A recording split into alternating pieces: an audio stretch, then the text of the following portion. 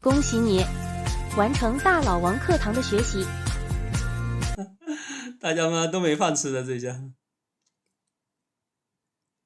就像这个大老王自己讲的也很搞笑，他当时举了一个例子，意思是说那个神秀跟这个六祖啊，大家不知道有没有知道这个故事啊，就是相当于五祖要传播给这个神秀的时候，不是，就相当于就是让大家写一首诗嘛，就写一个让大家写一个这个就写个记嘛，就看你有没有开悟是吧？然后的话，神秀的话，他作为一个老人，就老资格了，作为一个老人，他肯定就是说各种修行啊，各种什么，按照原来的这种教义啊，什么东西啊，都这活经啊或者什么东西都练得很好，大家都知道这是真正的大师兄了，有可能就要把这个钵，五祖可能要把钵这个传给他，结果呢，没想到一个那个就是六祖吧，后面大家知道啊，就是写的这个《坛经》的那个是叫那个叫什么六祖和尚，大家知道吧？就是六祖，那个叫反正就是叫六祖吧，具体什么名字记不起来了，反正就没想到后面他就写了一个记，写在这个墙上这个叫明镜亦无台啊，何处惹尘埃？写出来之后，五祖就知道这个人可能是开悟了，结果就把那个钵就是在地板上敲了3下，然后那个六祖的话半夜3更就跑到方丈的休息的那个地方，就说，然后方丈五祖就给他讲说，哎，你明白了没有？或者说意思就是说你学到了没有？叫别人在那个柴房里面在煮饭的地方舂米冲了3年，然后的话可能就是锻炼他的心性嘛，就是一个人的修行嘛，是吧？锻炼他的心性，然后从中就是其他什么经书啊，什么东西都没给他讲啊，什么东西都没讲，估计在这边可能是不是偷偷的听了一点然后但是他这样人就是有的时候，这个人也就是靠一个天分啊，是吧？你说他原来只是一个樵夫，就是一个砍柴的，在一个地方听到了别人在念那个《金刚经》，就念了一句，哎，他就觉得好像就是觉得有点什么灵感啊，或者也不是叫灵感啊，就感觉好像就很牛了，就相当于就是说这个怎么从来没听过这个哈，然后就可能相当于就是有这个天分嘛，然后所以说当时这个员外就资助他就叫他去修学，然后把他家里面的人给安顿了。是吧？把家里面的人给他资助啊、安顿啊，然后他自己就去修学，然后找到了这个五祖然后他3年里面也只是舂米啊、干这些杂活，没想到3年居然成功了哈，居然还真的开悟了，这个真是牛逼的人。然后后面那个五祖肯定不是，后面那个神秀就相当于大师兄肯定就生气啊、不服啊，是吧？然后很多人也为这个大师兄那个就相当于是给他这个打抱不平啊，为什么我们学了那么久，怎么就没有学到开悟？你这个六祖过来冲米冲了3年，居然别人那个五祖他肯定也知道啊，后面半夜3更就把这个钵啊，还有这个袈裟还是什么东西，反正东西都传给他，然后就让他赶快跑路你跑到从哪个方向跑，要多少年之后，那等我怎么等他走了，还是等怎么样，你再出来讲经，那就是后来的故事了。那个后面，后面那个他自己就跑到了这个野人，好像是野人，就是相当于是猎人专门打猎的一个地方嘛，就跑到那个因为在路上其实还是在被这些和尚追着哈，讲的好听点叫追着要这个钵，难听点可能就是追杀一样，就像完了就一路追，然后其中有一个武功盖世的，有一个和尚还真的给他追上了，然后就是说，哎，师傅为什么把这个钵传给你，而不是传给神秀，或者说为什么不传给我？然后那个六祖说，那你想要你就把这个钵拿走吧。然后那个追上来的那个和尚本来是有武功啊，也很厉害，他就死活拉不起来，他就知道了这个可能还是天注定，他也没办法，他就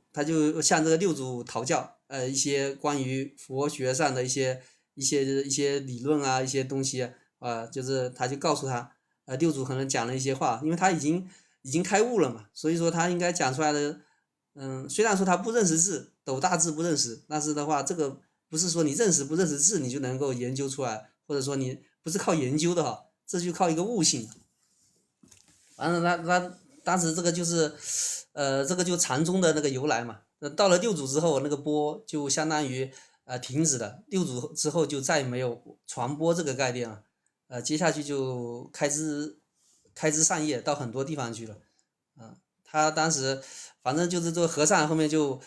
知道了，也学到一些东西，就回家了，开开心心回家。剩下的那些和尚还有人去追啊，追的没办法。后面六祖跑着跑到一个悬崖边上，然后后面怎么又掉下去，但是没摔死，被这个猎人给救起来了，又到了猎人的那边，因为他原来就是在这边，那个庙嘛，就在五祖那边，本来就是个做饭的嘛，后面就在给猎人他们做饭吃嘛，做饭吃以此活命哈，然后也是一个修行啊，又在那边锻炼了10年啊。期间呢，还有一个什么故事呢？就是说这个猎人这里面有一个女的哈，就是有个女的她看上了这个六祖啊，意思就是想跟他一起生活吧。然后这个六祖大家应该知道是吧？他这个本身就是一个修行人，他不可能那个，然后但是呢，引起了一个嫉妒啊。引起了他们这个猎人的里面一个嫉妒，因为你这个女的看上六祖，六祖看不上她，但是他这个猎人这个队伍里面肯定也有其他男的嘛，他可能对这个女的又中意了，就吃醋了是吧？然后就去找六祖啊，这就是另外一个故事，反正有点想去害六祖，后面好像也没有成功吧。然后后面好像是猎人那边是出了什么事还是怎么样，后面是。是什么一个机缘啊？反正六祖后面这个缘给解掉了，也是一个缘分啊。解完了之后，他也觉得自己应该也是大有所成，就像到了这个五祖说的时间节点了，应该也是到自己应该修行完毕啊，准备要出世。本来是出世间嘛，出了世间去学习是吧？到寺庙里面出世去学习，现在是要入世，他就自己找了一个自己合适的讲经的地方，那是哪里呢？就是现在我们比较熟悉的就是在广东那边，就是叫一个叫韶什么，反正就是一个叫反正就是应该是他后面叫潮汐宗嘛，开宗立派的时候叫潮汐宗，就到了那边去。那当时寺庙里面有人在讲经嘛，然后这个讲的过程中呢，六祖就上去给他相当于理论了2句啊，哇，别人那个讲经的人直接就吓呆了，哇，这个厉害啊哈，直接就知道这是个人才啊，肯定就是有2把刷子，然后就说我讲的经是怎么样，他讲出来了啊，又达到什么样的那个级别哈，后面就瞬间就把他相当于我们现在这个社会里面是叫什么来的？就相当于甩人嘛，后面就把他自己的很多粉丝直接就甩给了这个六祖，六祖就长期在那边讲经，结果也很厉害哈，可能估计后面反正就开枝散叶了，是吧？反正也很牛了，但是应该是相当于后面那个叫做禅宗啊，别人都会讲，别人大家都很了解，就说哎。你生前是什么人啊？身后又是什么人啊？或者说你喝茶了没？就类似于在打这个禅语啊。是后面别人讲的这些，其实都成了口头禅。叫什么叫口头禅呢？就相当于没有实际的一个证悟啊，只是说一个嘴巴上讲。但是他当时如果真的有开悟的人，你讲的话，他可能是在境界上或者是怎么样，他可能是不同的一个一个相当于是一个他知道其中的意思嘛，反正你看到他讲的是个普普通通的，但是你不知道，然后他讲开悟的话也就是1-2句的事，但是我们大多数人是做不到的，就像我们尤其是现在这么浮躁的一个社会啊，像这种情况底下你根本是做不到，就包括以前的人，别人那个比如说经过了这种传统的一些什么思想啊，就是比如说很好比较好的这种孝敬啊等等啊，一些思想做人啊各方面都做得很好的人，根底比较好的，他也不一定能够那个实现，更不要说我们现在这个浮躁社会了，基本上没人能做到。所以说后面大多数人就是劝解就不要去，现在你不要去学什么禅啊什么的，不要去弄那个东西的。大多数就讲走净土中啊。什么叫净土中呢？就通过这个一句佛号嘛，通过一句佛号，然后不停念不停啊，然后通过这个通过佛菩萨的加持你自己的能力不行，你现在人普通人做不到的通过他的加持之后，再看一下能不能就是达到一定的，到了这个西方极乐世界，就人走了之后，不是死的走是活着走。你还有一口气的时候，到时候有佛菩萨来通过你自己的修行的不错的话，到时候他接引到这个，就相当于你升级了就像我们读初中高中到大学，你到了另外一个阶段的时候，而不是说走入到另外的六道比如说轨道还有这恶轨道然后这个畜生道到其他道或者到人道阿修罗道他讲的很少然后还有一个叫地狱的。你不是走到那个地方，那个是死了之后走的。刚刚讲的那个是活着的时候，还有一口气，或者说你活着的时候，你看到了，他接引你的，那你走了之后，你到了西方极乐世界的，他那边专门有人讲经的，那是24小时不休息，不停的专门有人跟你讲，你到那边才去修行，修行到一定的时候，是吧？你在这个就是发宏愿是吧？你这边。你在人生里面有多少的亲朋好友还有多少的有缘分的人还有多少人要等你，你不能自己自己跑到国外就相当于你跑到国外你就拉倒了，